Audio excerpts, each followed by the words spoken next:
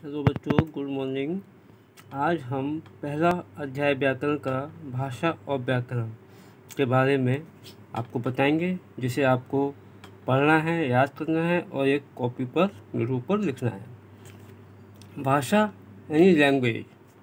भाषा के माध्यम से मन की बातें प्रकट की जाती हैं। हम अपने मन की बातें बोलकर बताते हैं, हम लिखकर भी मन की बातें बताते हैं, हम दूसरों की बातें सुनकर समझते हैं, हम पढ़कर भी दूसरों की बातें जान लेते हैं। ऐसा हम भाषा के द्वारा करते हैं। जैसे चौराहे पर खड़ा ट्रैफिक पुलिस वाला इशारों से वाहनों को चलने अथवा रुकने का आदेश देता है, परंतु यह भाषा नहीं होती। छोटे बच्चे, गूंगे, बहरे से पशु पक्षी भी किसी न किसी माध्यम से अपने विचारों को प्रकट करते हैं। अतः हम कह सकते हैं कि मन की बात दूसरों तक पहुंचाने तथा दूसरों की बात को समझने का साधन भाषा कहलाता है। ये आपकी डेफिनेशन है, जिसे आपको राइट करना है और याद करना है। भाषा के रूप, फॉर्म ऑफ लैंग्वेज। हम अपनी बात दूसरों तक दो रूपों में पहुंचा सकते हैं, बोलकर या लिखकर। इस प्रकार भाषा के दो रूप होते हैं, मौखिक रूप और लिखित रूप। उठो बेटा, स्कूल नहीं जाना क्या? ये हमारा क्या है? मौखिक रूप है। जब हम बातचीत करते हैं तो मौखिक रूप में आता है। जब हम किसी को पत्र लिखते हैं या लेटर लिखते हैं तो वो हमारा लिखित रूप कहलाता है। Next page. जब हम बोलकर अपनी बात दूसरों तक पहुंचाते हैं तो दूसरों की बात सुनकर समझते हैं, वह भाषा का मौखिक रूप कहलाता है। मौखिक भाषा का यूज कहाँ कहाँ होता है? बातचीत में होता है, किस्सा कहानी सुनाने में होता है, नाटक फिल्मों आदि में होता है, भाषण देने में होता है, बोलकर पढ़ने में होता है।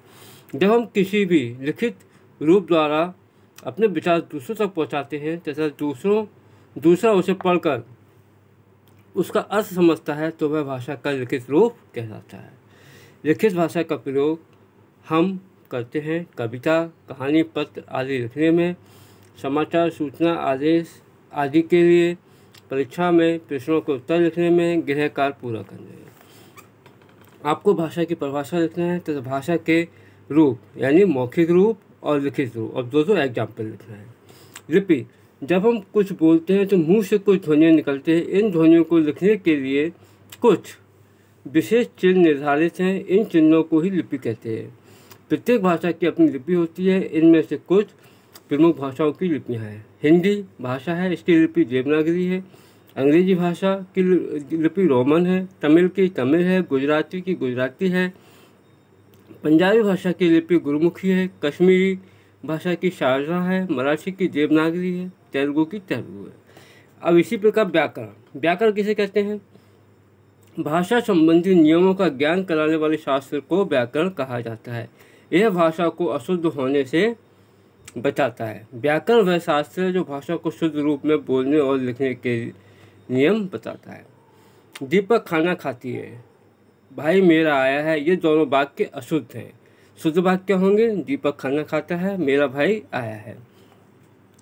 अब ये व्याकरण की डेफिनेशन है। आपको व्याकरण में की परिभाषा लिखना है। व्याकरण भाषा के उन नियमों को कहते हैं जिनकी सहायता से हम शुद्ध बोलना, लिखना और पढ़ना सीखते हैं। ये व्याकरण कहलाता है।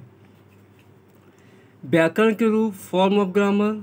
भाषा में वर्णों, शब्दों और वाक्यों का प्रयोग होता है और व्याकरण भाषा की शुद्धता तथा अशुद्धता पर विचार करता है। इसलिए व्याकरण को 3 भागों में बांटा गया है। नंबर 1, वर्ण विचार। इसमें वर्णों और उनके भेद आदि पर विचार किया जाता है। शब्द विचार।